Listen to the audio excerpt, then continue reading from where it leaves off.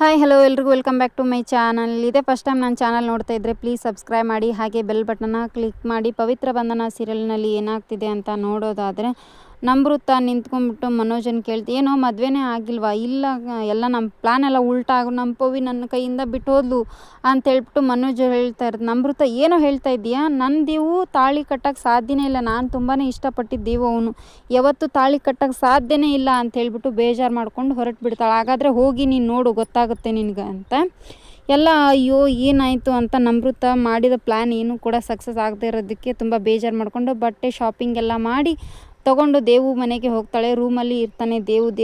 ಹೋದ ತಕ್ಷಣ ಏನೋ ಫೋನ್ ಮಾಡಿದರೆ ಫೋನೇ ಪಿಕ್ ಮಾಡ್ತಿಲ್ಲ, ಎಲ್ಲಿ ಹೋಗಿದ್ದು ನೀನು ಇಷ್ಟೊತ್ತು ಅಂತ ಕೇಳ್ತಾ ಇರ್ತಾರೆ. ನಮೃತ ದೇವು ಏನು ಕೂಡ ಮಾತಾಡದೆ ಸುಮ್ಮನೆ ಇರ್ತಾನೆ. ಅಲ್ಲಿಗೆ ಮತ್ತೆ ಪವಿತ್ರ ಬಂದುಬಿಟ್ಟು ನಿಮ್ಮ ಜೊತೆ ಮಾತಾಡಬೇಕು ಅಂತ ಹೇಳ್ಬಿಟ್ಟು ದೇವು ರೂಮ್ಗೆ ಬರ್ತಾಳೆ. ಬಂದ ತಕ್ಷಣ ಮಾತಾಡೋಕ್ಕೆ ಸ್ಟಾರ್ಟ್ ಮಾಡ್ತಾಳೆ. ಅಷ್ಟೊತ್ತಿಗೆ ನಮೃತ ನೋಡಿ, ಇದೇನೇ ತಾಳಿ ಕಟ್ಕೊಂಬಂದಿದ್ದೀ, ಯಾರೇ ಕಟ್ಟಿದ್ದು ನಿನಗೆ ತಾಳಿನ ಅಂತೇಳ್ಬಿಟ್ಟು ನಮೃತ ಕೇಳ್ತಾ ಇರ್ತಾಳೆ. ಪವಿತ್ರ ಏನು ಕುಡ್ದೆ ಮಾತಾಡ್ದೇ ಸುಮ್ಮನೆ ಇದ್ಬಿಡ್ತಾಳೆ.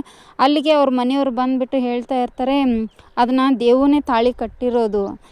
ಅವಳು ಹೇಗೆ ಹೇಳ್ತಾಳೆ ಹೇಳು ನೋಡೋಣ ಅಂತ ಹೇಳ್ಬಿಟ್ಟು ನಮೃತಗೆ, ಏನು ಹೇಳ್ತಿದ್ಯಾ ದೇವ್, ನೀನು ತಾಳಿ ಕಟ್ಟಿದ್ಯಾ, ನಿಜ ಹೇಳು, ನನಗೆ ಯಾಕೋ ಮೋಸ ಮಾಡಿದೆ ನೀನು ಅಂತ ಹೇಳ್ಬಿಟ್ಟು ದೇವನ್ನ ನಮೃತ ಕೇಳ್ತಾ ಇರ್ತಾಳೆ. ಆದರೂ ಕೂಡ ದೇವು ಏನು ಹೇಳ್ದೇ ಸುಮ್ಮನೆ ಸೈಲೆಂಟಾಗಿರ್ತಾನೆ. ಆದರೆ ನಮೃತ ಮಾಡಿದ ಪ್ಲ್ಯಾನು ಸಕ್ಸಸ್ ಆಗಿಲ್ಲ ಅಂತ ದೇವನ್ಗೇನಾದರೂ ಗೊತ್ತಾದರೆ ಏನು ಮಾಡ್ತಾನೆ, ಅದು ಟ್ವಿಸ್ಟ್ ಇರೋದು ಇವತ್ತು.